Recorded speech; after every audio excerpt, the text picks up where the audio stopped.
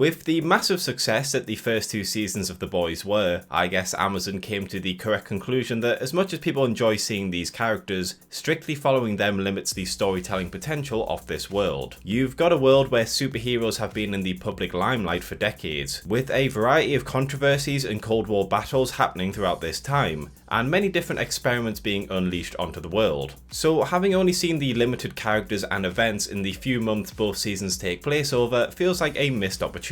So Amazon decided to make an anthology series, having 8 episodes to give us a variety of different animations, storylines and characters. I know that many people haven't watched it compared to the main show, and you don't even need to really watch it to understand anything in the later seasons, but there's a few episodes and ideas that can be linked to the later seasons to help make some of the moments feel more impactful. Also, I know after my previous video people were probably expecting to see season 3, but you know, I did say I would cover the downfall of The Boys, as in the entire franchise that's been on Amazon, and this is technically part of that, and it was the thing that came out after season 2. But don't worry, after this episode I'm going to be working very hard on season 3, so without further ado, let's get on with it. The first episode, Laser Baby's Day Out, focuses on a scientist running experiments on soup babies and determining if they are capable of controlling their powers and being integrated into society, with those that fail these tests getting terminated. As the titular laser baby is about to be terminated for failing her trial, the scientist rescues her, and the rest of the episode focuses on him trying to protect her from the Vought task forces trying to kill them. The episode is very fun and whimsical, being a homage to old Looney Tunes style cartoons, with there being no dialogue throughout the episode, and an emphasis is instead placed on the visual gags and the stylized animation. The plot is very simple, it's a man rescuing a baby and then getting hunted, but I think it makes up for it by its visual animation and the amount of effort it puts into making jokes, both the tame and the morbid ones. A lot of these jokes also caught me off guard. For instance, there's a scene after he rescues the baby and is trying to slip away, only for a task force to appear in front of him. He awkwardly waves and greets them to not attract attention to himself, and then one of these people, whose job it is to go into the prison cells of captive babies and executes them, just cheerfully gives him a high five. There's just a lot of jokes like that you don't expect that makes you just want to keep watching.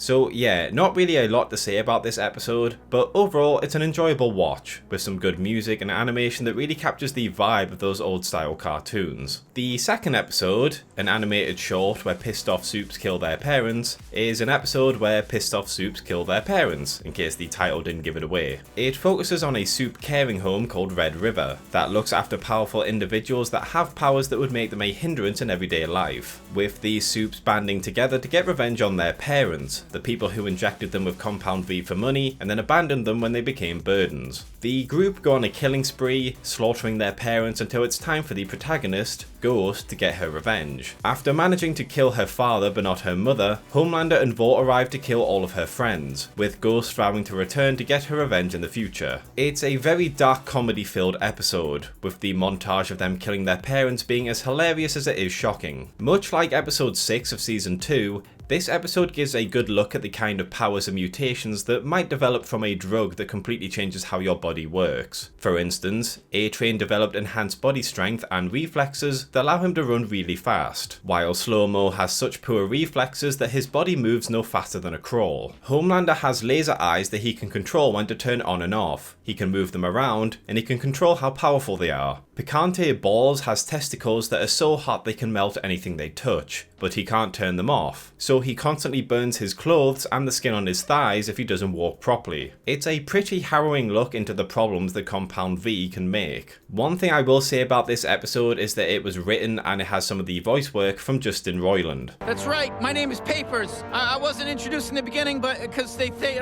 maybe I'm not that important. If you remember anything about the middle seasons of Rick and Morty, which is around the time this show came out, Justin Roiland essentially just gave up making coherent storytelling and well-structured jokes and just kinda ad-libbed a lot of it. As I said, there's a lot of powers that I'm willing to give leeway to, but how would changing someone's DNA cause them to have a speaker for a head? We never see this type of mutation in any of the other shows, so it just comes across as changing the world building for the sake of a joke, especially as this is seemingly connected to the actual Boys universe, as the news about Compound V that is revealed in season 2 is what causes them to go on their spree in the first place. And again, the dialogue is very improvisational and relies on absurdity to be remotely funny. You're probably also going to recognise some of the voices that he makes. If you're someone who likes likes Rick and Morty most of the time, then you'll probably enjoy this episode. If you thought the middle seasons weren't that great and you got annoyed by them, this episode might grate on you a little bit. On to the next episode, I'm Your Pusher, and the story is also straightforward. Butcher wants a soup drug dealer to spike the drugs of one of his customers, which ends up killing that soup. That pretty much sums it up. The key difference here is it's very explicitly non-canon to the show, and instead it takes place in the universe of the comic book. Now, I like this and dislike it for very different reasons. On the one hand, the over-the-top death scene, drug use, and more theatrical world fits in perfectly with the world of the boys' comic book, and it's nice to see a more comedic side to the boys group over the more serious depictions of them in the show. But at the same time, the spin-off is meant to capitalise on the main show made by Amazon. At least that's what you think they'd want, considering that this is supposed to be a spin-off on that, and it really capitalises on that show's hype. So having a random episode that takes place in the comic book universe seems a bit pointless.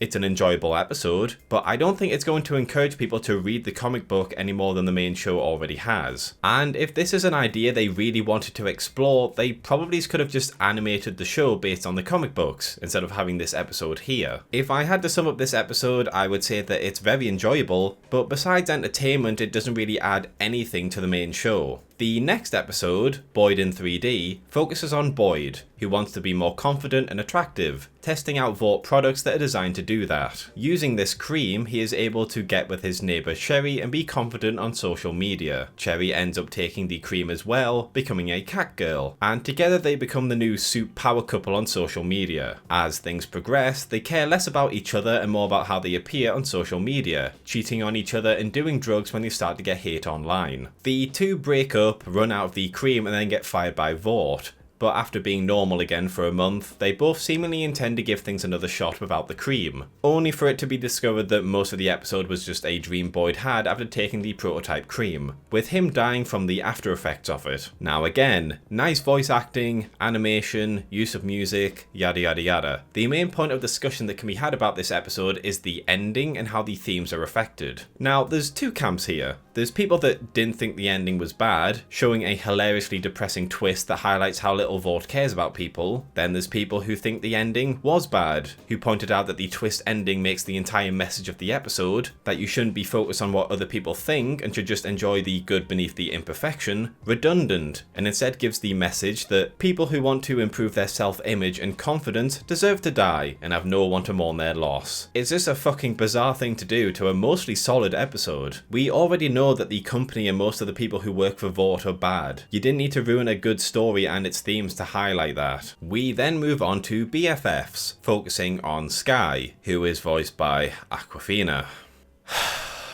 Sky is a new girl who is attempting to buy drugs for her roommate so they'll be friends with her, obtaining some compound V after the drug dealer crashes his car out of paranoia. She takes the V, although it doesn't seem to have any effect on her. She eventually shits out, well, a sentient shit called Areola that has her memories. The Deep interrogates the drug dealer to find Sky, and after capturing her, Vought offers her $1,000 and her iPad to never speak about this again. Instead, Sky breaks into the lab and manages to rescue Areola, flushing her down the toilet so she doesn't get caught and finding her in the sewers. Deep catches up with them, but after distracting himself with a monologue, Sky discovers that she does have powers. The ability to control shit, defeating the Deep and starting a new life with her poo friends. This one is definitely on the quirkier side of the spectrum, but it's also one I kind of like, fully embracing just how fucking disgusting and absurd it is. The animation itself is very enjoyable, having all the cute and quirky anime tropes associated with it. The theme of the story, the power of friendship, is a bit bland, but because of the fact that it revolves around a literal pile of shit, I can at least say that it's not boring. And one idea I really do like that the main show doesn't really explore that much is just how paranoid the average criminal would be in a world where most of these soups are callous murderers. The idea that someone would freak out because a fish saw his drug stash sounds ridiculous, but then considering the fact that Deep proceeds to talk to this fish, track down the drug dealer, and then has them slowly devoured by a great white shark, I mean, yeah, who the fuck wouldn't be paranoid? Especially when there's others with super hearing and speed who might clock onto you in seconds and kill you before you can even register what's happening. Overall, decent episode, as long as you're not too squeamish about people hugging shit to their face. On to the next episode, Nubian vs Nubian, we see two soups, the Nubian Prince and Nubia, teaming up to defeat Groundhawk.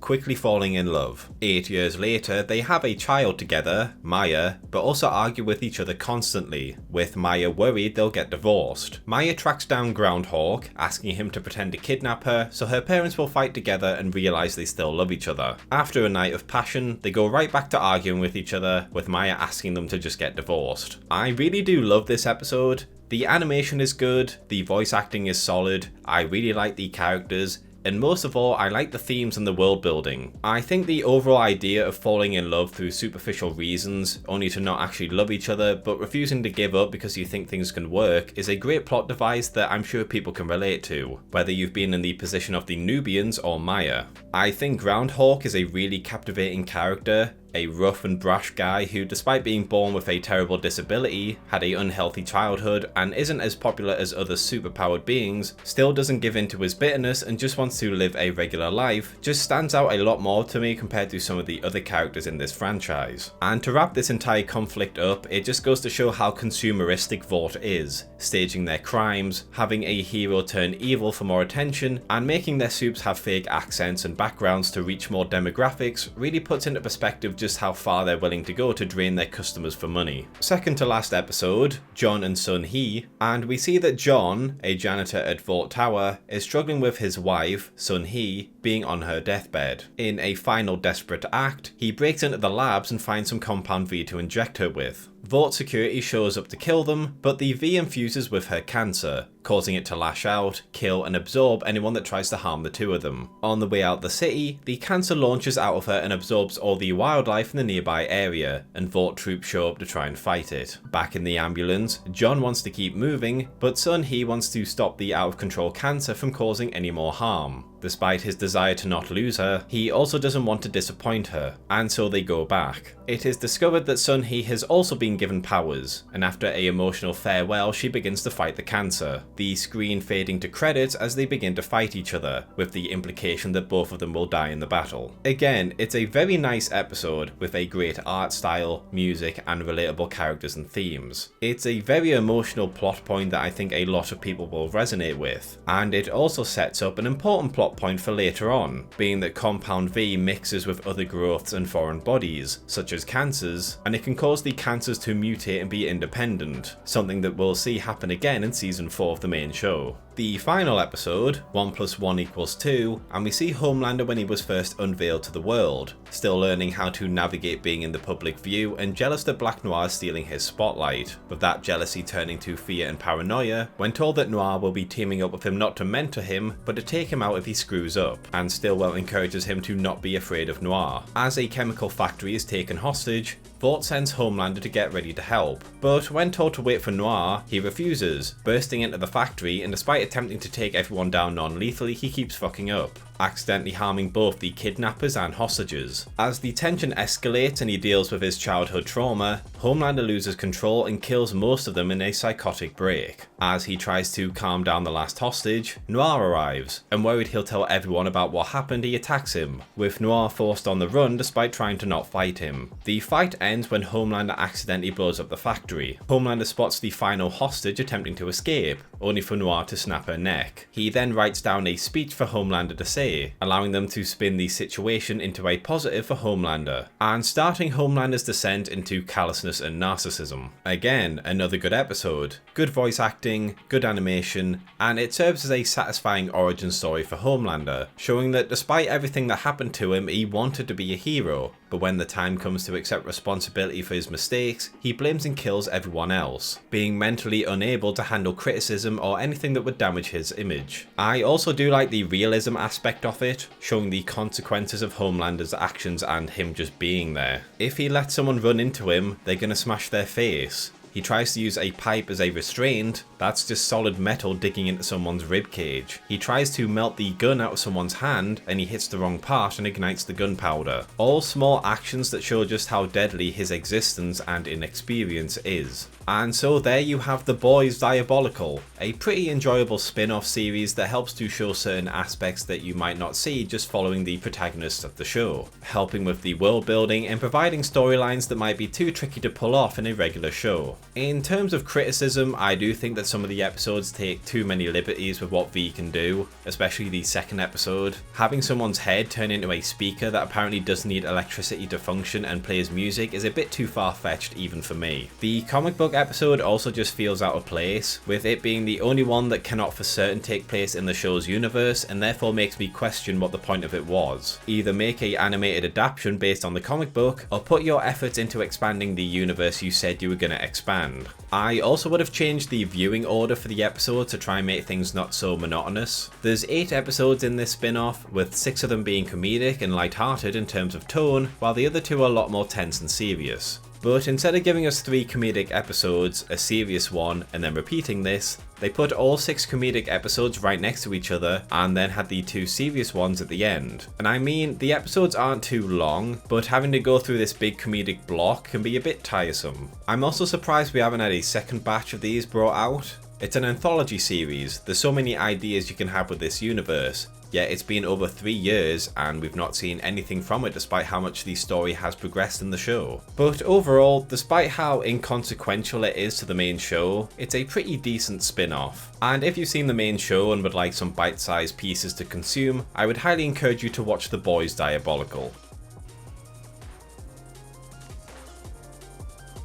Thanks for watching, lads and lasses. If you enjoyed this video, please consider liking, subscribing and checking out some of my other videos. Sharing always helps, and if you're feeling really generous, please consider my Patreon or YouTube membership. I also have a Twitter and occasionally I do live streams. But most of all, I just hope you had a great day and hopefully I will see you in the next video.